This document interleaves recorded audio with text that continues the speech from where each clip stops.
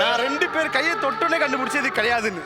ஆனா நீ எங்க போய் டான்ஸ் பெர்ஃபார்மன்ஸ் பண்ணிட்டு இருக்க. அடி பாவி, என் கண்ணை கட்டி என்னை இருட்டுக்குள்ள அனுப்புனது இதுக்கு தானாடி? அடி பாவி அக்கா, நிம்மதியா 2 வெல்கம் டு சிங்கிள் பசங்க மணி ஆடிட்டு இருந்தா என்ன தேவையில்லாம இந்த மாதிரிலாம் பண்ண வச்சு. என்னது தேவையில்லாம பண்றாங்க? ஓ புருஷன் இந்த கண்ணுக்கு எதிரா நிக்கிறாப்ல.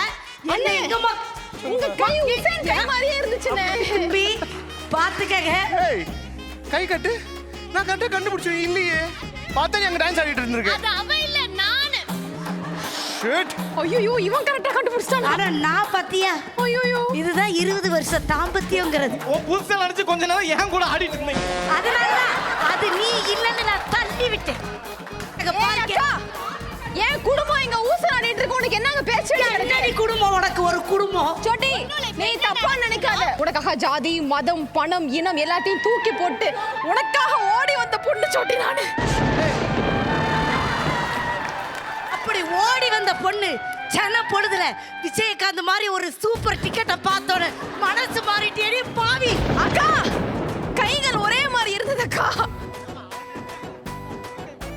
சரிண்ணே, நான் தான் தெரியாம ஆடினேன். பட் நீங்களும் இதே மாதிரி ஏதோ கோஆபரேட் பண்ண மாதிரி இருந்துச்சு. ஆமா என்ன தீபா மாதிரியே இருந்தல்ல. பாத்தீங்களா? அப்ப உங்க புருஷன் ஏன் உடம்பு சைஸ் என்ன, அவ உடம்பு சைஸ் என்ன? Excuse me. இல்லம்மா அவங்க உடம்பு பிடிக்கல, கையை தான் பிடிச்ச பாரு. கையும் சேம் அதே தான்.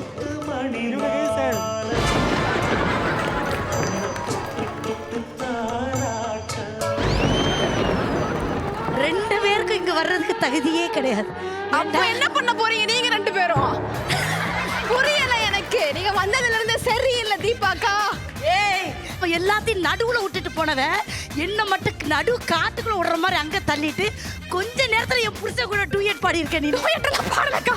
அக்கா ஒரு நிமிஷம் எனக்கு டைம் கொடுக்குறீங்களா? ஒரு நிமிஷத்துல என்ன மாறி? ஒரே ஒரு செகண்ட்க்கா. ஒரே செகண்ட்ல என்ன மாறி? வீணா போனவ சண்டை கெஸ்டா வந்து தேவையில்லாம என்னென்ன வேலை பார்த்துக்கிட்டு இருக்க நீ? மச்சி ஓ நல்லதுக்காக தான். நீ தானே கேட்ட ரூம்ல இந்த மாதிரி ஏதாவது ஒண்ணு பண்ணி விடுன்னு. அதனால ரூம்ல கேட்டனா? நான் வந்த வேலை முடிஞ்சிச்சு.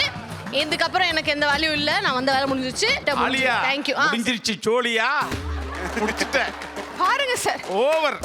நான் நம்ம டிஆர் சாரோட காதல் படங்களை பார்த்து வளர்ந்து உனக்காகவே பிறந்த மானிட பிறவி உசைன். ஆனா பெர்ஃபார்மன்ஸ் வேற மாதிரி இருந்துச்சு.